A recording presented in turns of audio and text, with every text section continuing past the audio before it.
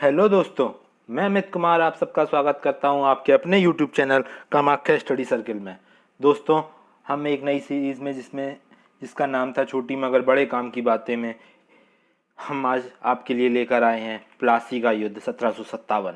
दोस्तों, आपकी ओर से दोनों ही युद्धों के ऊपर कमेंट बॉक्स में कमेंट आ रहे थे कि प्लासी का युद्ध और बक्सर का युद्ध। चूँकि प्लासी का युद्ध के बाद बक्सर का युद्ध हुआ था, इस वजह से मैंने सोचा कि क्यों ना सीरियल से चला जाए, ताकि एक स्टोरी के रूप में आपके माइंड सेट बन जाएगा। इसलिए आज हम सबसे पहले प्लासी का युद्ध लेकर आए हैं। ठीक है दोस्तों, चलिए शुरू करते हैं। दोस्तों, प्लासी का युद्ध जब 1756 में बंगाल में अलीवर्दी खां की मृत्यु होती है, यानी कि बंगाल का शासक था 1756 तक, जो 1740 से 1756 तक बना था, अलीवर्दी खां, इसकी मृत्यु हो जाती है और इसका कोई पुत्र ना होने के कारण बंगाल में उत्तराधिकारी की लड़ाई तेज हो गई थी। यानी कि उसका कोई पुत्र नहीं था, ठीक है ना।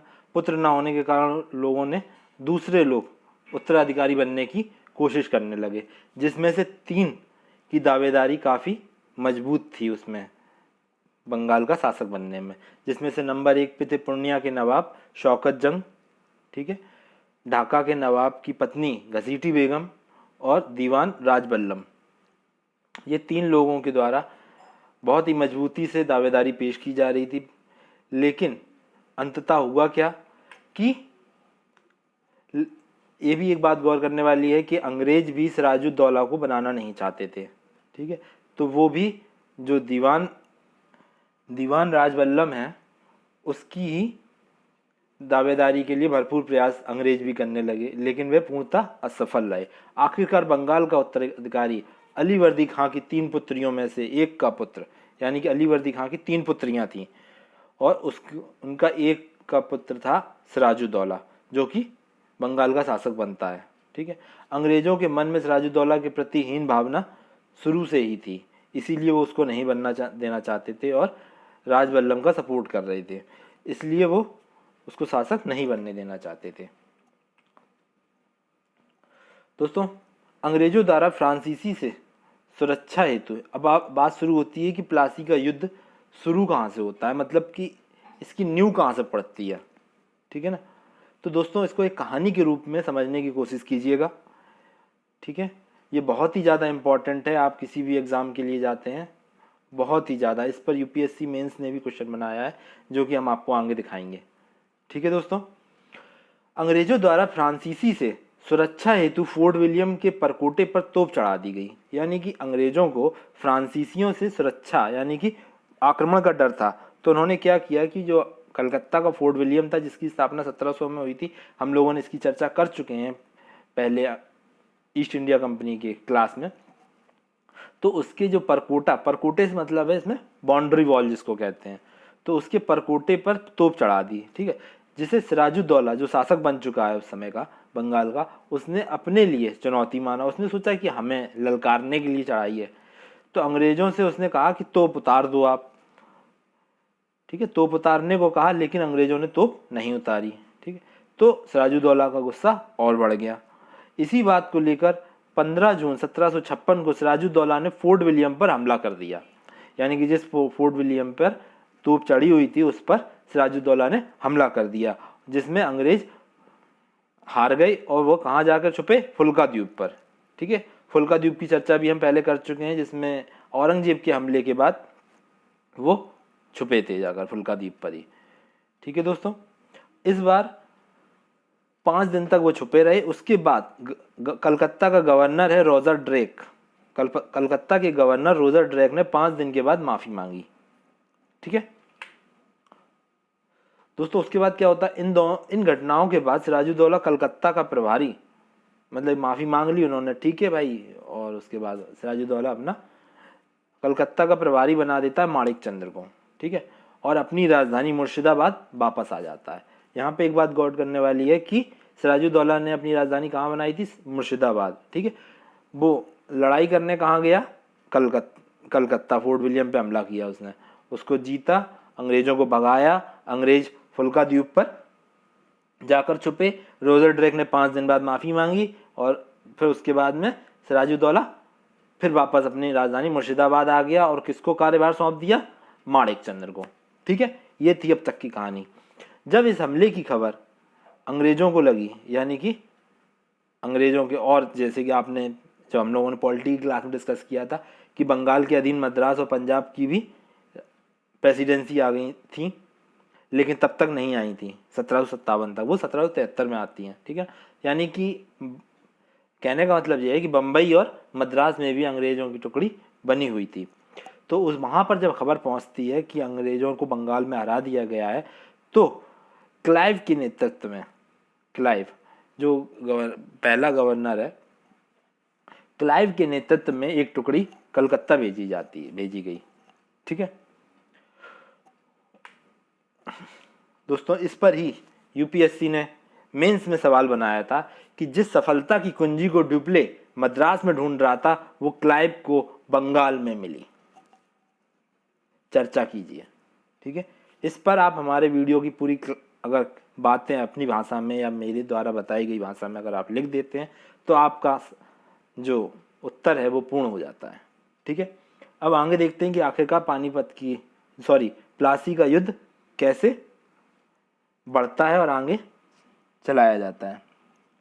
तो दोस्तों, जब क्लाइव बंगाल पहुंचता है तो माणिक चंद्र को घूस देकर कलकत्ता पर नियंत्रण स्थापित कर लेता है। ठीक है, अब देखना क्या हुआ कि प्लासी का युद्ध एक छल का युद्ध भी कहा जाता है दोस्तों, कि उसको एक छल के द्वारा लड़ा गया था, बेईमानी के द्वारा लड़ा गया था। और बेईमानी की शुरुआत यहीं से होती है जब क्लाइव माणिक चंद्र को घूस देकर खरीद लेता है और कलकत्ता पर नियंत्रण कर लेता है। यानी कि जब उसको खरीद लिया तो उसने पूरा कलकत्ता क्लाइव के हाथों में सौंप दिया कि आप जैसा बताएं आप वैसे ही चलाएंगे। ठीक है, उसके बाद 9 फरवरी 1757 को सिराजुद्दौला और अंग्रेजों के बीच अलीनगर की संधि होती है। ठीक है, अलीनगर की संधि नवाब के द्वारा हस्ताक्षर के बहुत से निम्न कारण थे, जैसे कि कारण क्या कि एक सिराजुद्दौला के द्वारा सोची गई एक सोच थी कि अलीनगर की संधि हमारे लिए फ़ायदे हो सकती है, क्योंकि अहमद शाह अब्दाली आक्रमण कर रहा था और बिहार तक आ गया था।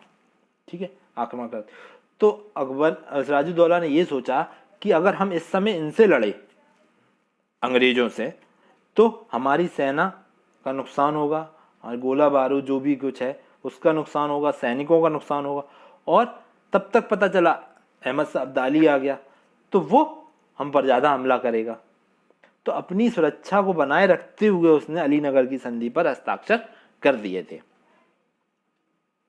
ठीक है, आगे चलते हैं दोस्तों। अब दोस्तों, चूंकि सबसे पहले उसने माणिक चंद्र को खरीदा घूस देकर छल करने के लिए, इसी के साथ साथ उसने और लोगों को भी अपने साथ जोड़ लिया क्लाइव ने, जिसमें अलग अलग स्तर के अलग अलग लोग थे। जैसे कि सबसे नंबर 1 पे माणिक चंद्र था जो कलकत्ता का प्रभारी था, मीर जाफर था जो कि मीर बख्शी था वहाँ कलकत्ता का यानी कि सेनापति, जगत सेठ था जो कि बंगाल का बैंकर था, अमी चंद्र था जो कलकत्ता का व्यापारी था, राय दुर्लभ था जो सेना का अधिकारी था, और खादिम खान है। ठीक है दोस्तों, ये मिसप्रिंट है यहाँ पर, तो खादिम खान जो सेना का अधिकारी था। हाँ दोस्तों, ये दोनों ही सेना के अधिकारी अलग अलग थे। देखिए आप, राय दुर्लभ जो था वो कुलीन सेना का था अधिकारी, यानी कि जो कुलीन सेना होती है, यानी कि किसी का कोई सेना में है उसका पुत्र भी अगर सेना में आ गया तो उसके लिए अलग प्रभारी होता था उन सेनाओं के लिए जो कुल के अनुसार चल रही थी। और एक सेना जो नई सेना बनाई जाती थी उसका एक अलग अधिकारी होता था जिसका नाम था खादिम खान। ठीक है, इन सभी को क्लाइव ने घूस देकर, लालच देकर, जैसे भी जो भी कुछ कर पाया उसने उनको खरीद लिया। ठीक है, अब प्लासी का युद्ध हुआ कहाँ? स्थान बंगाल में नादिया जिले में स्थित एक आम का बगीचा था प्लासी नाम का, जहाँ पे ये युद्ध हुआ प्लासी का युद्ध। वो क्या था? बंगाल में नदिया जिला है, वहाँ पे स्थित एक आम का बगीचा था। युद्ध अंग्रेजों की तरफ से युद्ध का नेतृत्व क्लाइव और वाटसन ने किया था। इस युद्ध में सिराजुद्दौला की तरफ से 2 योद्धा मोहनलाल और मीर मर्दान दोनों ही युद्ध में मारे गए थे। ठीक है, यानी कि अंग्रेजों की तरफ से कौन मेन 2 लोग थे? क्लाइव और वाटसन। ठीक, सिराजुद्दौला की तरफ से जो 2 वीर योद्धा या महान योद्धा या जो भी मारे गए वो दो योद्धा जिनकी चर्चा मिलती है वो है मोहनलाल और मीर मर्दान। ठीक है, आगे चलते हैं। इस युद्ध में अब क्या क्या हुआ। जब दोनों योद्धाओं की मृत्यु के बाद युद्ध की स्थिति बिगड़ते देख युद्ध का नेतृत्व सिराजुद्दौला ने मीर बख्शी मीर जाफर को दे दिया। ठीक है, यानी कि चूंकि मीर जाफर पहले ही बिका हुआ था, उसने इस बात का सलाह के रूप में भी दिया, जिस पर मीर जाफर ने सिराजुद्दौला को युद्ध मैदान से छोड़ कर जाने के लिए सलाह दी, जिसके बाद सिराजुद्दौला अपनी राजधानी मुर्शिदाबाद के लिए रवाना होगा। यानी कि उसने सलाह भी दी मीर जाफर ने कि आप युद्ध को हमारे भरोसे छोड़ दें, हम युद्ध लड़ रहे हैं और आप निकल जाएं यहाँ से, चूंकि हमारी हार होने वाली है। उनको पहले ही पता चल गया था। इस प्रकार क्लाइव ने षड्यंत्र के माध्यम से जीत प्राप्त कर ली। जैसे ही सिराजुद्दौला युद्ध मैदान छोड़कर जाता है, दोनों लोग अपने हाथ मिलाते हैं और अपनी जीत का ऐलान कर देते हैं। मीर जाफर के पुत्र ने अपने बेटे मीरन को मुर्शिदाबाद भेजा, जहां उसने सिराजुद्दौला की हत्या कर दी। ठीक है, यहाँ पर मुर्शिदाबाद मीर जाफर का बेटा जाता है, मीर जिसका नाम है मीरन, वो जाकर सिराजुद्दौला की हत्या कर देता है। तो दोस्तों, ये था प्लासी का युद्ध 1757। धन्यवाद दोस्तों। अगर आप हमारे चैनल पर नए हैं तो हमारे चैनल को सब्सक्राइब करें। अगर आपको हमारा वीडियो अच्छा लगा तो उसे लाइक करें और दोस्तों के साथ ज़्यादा से ज़्यादा शेयर करें। धन्यवाद दोस्तों।